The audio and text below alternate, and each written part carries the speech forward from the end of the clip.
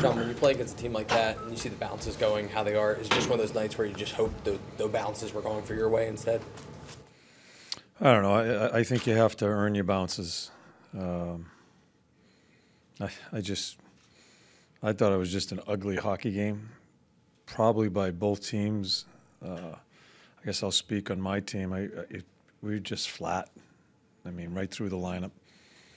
Back end did some work, some good work, but just didn't have many forwards going at all. A couple of the guys talked about the lack of quality chances as being a big reason for it. Is that just speak to the flatness, or is that something about the execution of what you're doing in the offensive zone? Flat. I'm not spending too much time with it. We haven't had many of these. We're going to get on the ice tomorrow, get a good quick practice, and get ready for our next game. There's no sense of breaking this one down. Does it get frustrating for you as a coach having like the game against the Rangers and then you have the 1-0 win against the Islanders and back? It's not. It's the league. That's the way it is, and that's the way it's going to be for us. I've said that right along. We're going to have some good streaks. We're going to have some struggles, and we may win 3 or 4, and we may lose 3 or 4. Or like we're doing here, going back and forth. It's not frustrating. It's just trying to figure out what's best for your team for the next day. And I already have a plan for them tomorrow and get ready for Jersey. Regardless of what happened tonight, your experience in the first period, having Owen on the bench next to you. Oh, shit.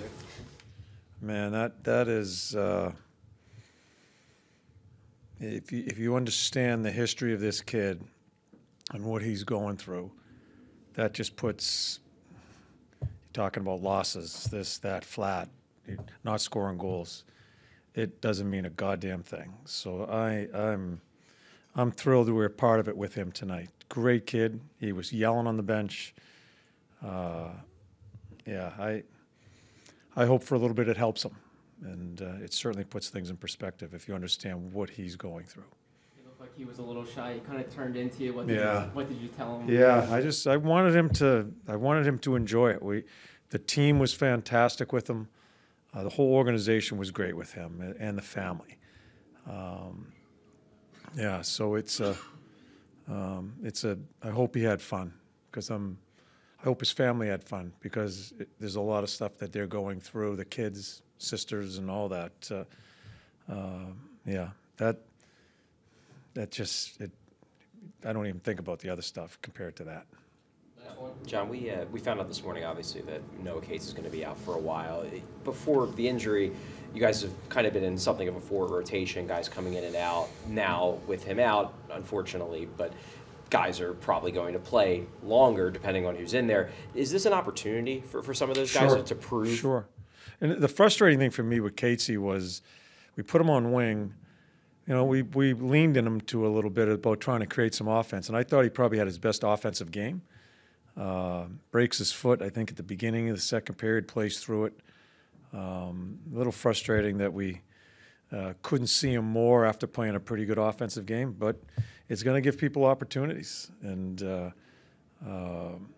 we're not going to wait around as far as if things aren't working out, because we got 12 forwards here now, right? If we're not happy about certain things, we'll dip and give other people opportunities. That's where we're at. I'm not trying to threaten anybody, but we've got to get more out of some people, and they're going to get the opportunity. But we're not going to live with it the whole time that Catesy's out. So we'll see where it all goes.